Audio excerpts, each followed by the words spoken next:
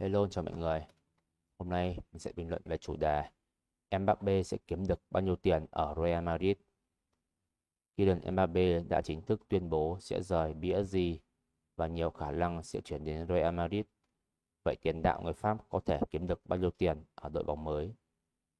Chỉ vài ngày sau khi PSG loại Dortmund ở bán kết Champions League, Mbappé đã chia sẻ thông điệp tạm biệt đầy cảm xúc, đồng thời xác nhận sẽ bắt tay vào thử thách mới sau 7 năm.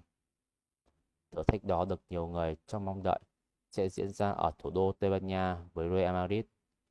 Chuyên gia chuyển nhượng Romano tiết lộ rằng đôi bên đã đạt được thỏa thuận từ tháng 2. Mbappé sẽ tới Bernabeu trong vụ chuyển nhượng tự do đắt giá nhất lịch sử bóng đá. Mbappé được cho là đang nhận mức lương khổng lồ 100 triệu bảng trên năm tại PSG, và Sky Sports cho biết anh sẽ bị giảm lương ở Real. Tuy nhiên, tiền đạo này vẫn có khả năng trở thành cầu thủ được trả lương cao nhất tại Real, cộng thêm nhiều điều khoản cực kỳ hấp dẫn. Nhà báo Cavet của Sky Sports cho biết số tiền mà Real lẽ ra phải trả dưới dạng phí chuyển nhượng, về cơ bản họ sẽ phải trả cho Mbappé. Anh ấy sẽ nhận được một khoản lót tay khổng lồ. Có tin ở Tây Ban Nha cho rằng số tiền đó có thể lên tới 100 triệu bảng.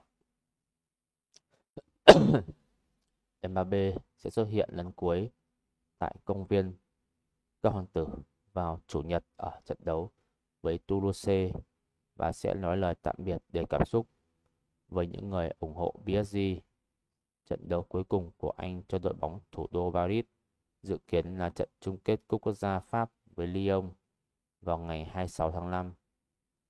Kể từ khi gia nhập Monaco vào năm 2018 với mức phí là 180 triệu euro, Mbappé đã giành được 6 chức vô địch Ligue 1, 3 cúp quốc gia Pháp, 2 cúp Liên đoàn Pháp và 3 cúp siêu cúp Pháp.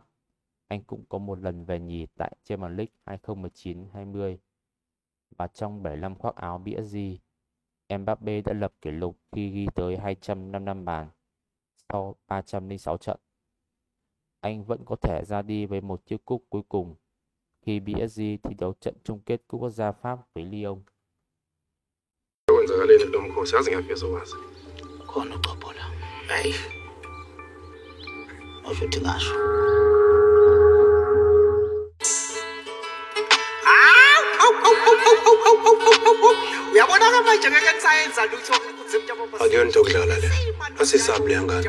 Uthi nje undaba ezithenga impela mangasathola ukuthi thina esisiza isitha sakhe angasifuni usho uthuneni ngisho kanye bese ngitshela phela ukuthi iphanish iphinde yakugala futhi iphanish yini ngempela leyo nto yazi kade ngibile ngizwa ngayo ungathi yini uthi ubani ngisho mlama ngisho mlama